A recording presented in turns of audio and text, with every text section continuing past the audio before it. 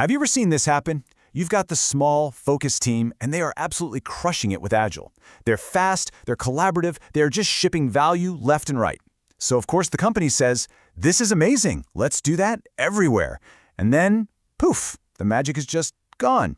What was so fast and flexible is now tangled up in frustration and bureaucracy. So let's really dig into that. Because this is the question, right? It's the central mystery that so many organizations are desperately trying to solve. Why does the very thing that makes a single team so great seem to completely fall apart the second you try to apply it to 100 teams? It's a problem that has left countless leaders and developers just scratching their heads. Well, the answer we're going to unpack today isn't just one person's opinion or some consultant's hot take. The insights we're about to get into come from something called a systematic literature review, which is just a fancy way of saying scientists gathered up all the serious research on the topic. In this case, they crunched the data from 44 different peer-reviewed studies on Agile. So, here's our game plan for cracking this case. We're going to start with the problem itself. Then we'll meet our two main characters, Basic Agile and Scaled Agile. After that, we are going to uncover a secret risk map that honestly changes everything. And finally, we'll figure out how to choose the right tool for the job. Sound good? Let's dive in. This really gets to the heart of it. At the team level, Agile is a hero. It's all about flexibility, speed, getting things done. But the second you try to scale it, the enterprise, it has different needs. It demands structure, governance, coordination, and that tension, that's what turns our hero into a massive headache. And just to make sure we're all starting from the same place, let's do a quick reset on what Agile even is. It's not some rigid step-by-step process. It's a philosophy born from that famous 2001 Agile Manifesto. It's all about valuing people, working software, and collaboration, and being able to respond to change instead of just blindly following a plan. All right, let's meet the first character in our story, Basic Agile. This is the hero we all know, the one we love at the team level. This is the force that lets small, focused groups do some pretty amazing work. Now, Basic Agile isn't just one thing, right? It's more like a family of lightweight approaches. You've got Scrum, which is all about shipping stuff in short, iterative cycles. Then there's Extreme Programming, or XP, which puts a laser focus on top-notch engineering quality. And of course, there's Kanban, the master of visualizing your workflow and just keeping things moving smoothly. So what actually makes these small teams successful? This is where the data gets super interesting. The research found two factors tied for the top spot, showing up in 71% of the studies. Number one, the ability to speed up software delivery. And number two, really strong communication and collaboration. For small teams, it really just boils down to that, moving fast and talking to each other. But, every hero has a weakness, a kryptonite. And for Basic Agile, it's not the process. It's not the tools. It's the people.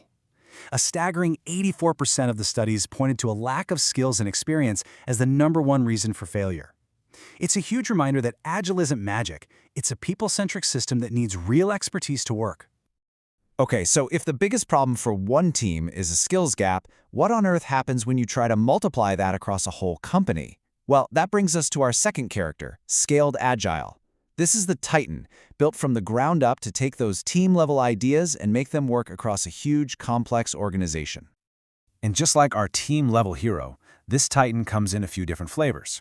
You've got SAFe, the Scaled Agile framework, which is known for providing a lot of structure and governance at every level.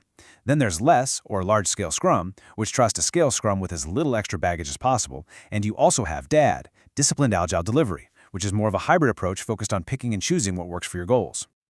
And this is where the rules of the game just completely flip. At scale, success looks totally different. It's not just about team speed anymore. Now, the number one success factor, found in 85% of the studies, is deep team competency and expertise. And right on its heels, at 62%, is having strong, unwavering support from the top, from leadership. Here's the crucial thing to understand. The problems at scale aren't simple, isolated issues. They're all connected, like a tangled web. As this diagram from the study shows, a single point of failure, let's say a lack of leadership support, doesn't just sit there by itself. It kicks off a chain reaction, causing poor training, communication breakdowns, resistance to change. The whole system becomes incredibly fragile. Okay, so we have these two completely different worlds, right? Basic Agile and Scaled Agile. Different rules, different challenges. So how do we make sense of it all? This next part, this is the real aha moment. It's like we found a secret map that helps us understand the entire landscape. The key to solving our entire mystery is this framework, the Software Project Risk Quadrants. Now, it sounds a little academic, but it's actually super simple. It's a tool that helps you categorize any challenge based on two questions. How important is this risk, and how much control do we actually have over it? This simple grid is about to unlock everything. And here it is, the big reveal. Basic Agile and Scaled Agile, they are not enemies. They're not even competing for the same territory. They are highly specialized tools designed for completely different parts of this risk map. Basic Agile is a master of quadrants 1 and 2. It's built to handle the chaos of changing customer needs and shifting scope. Scaled Agile, on the other hand, was created to tame the beasts in quadrants 3 and 4, the messy internal risks of execution and the wider company environment. So let's make this super simple with a little cheat sheet.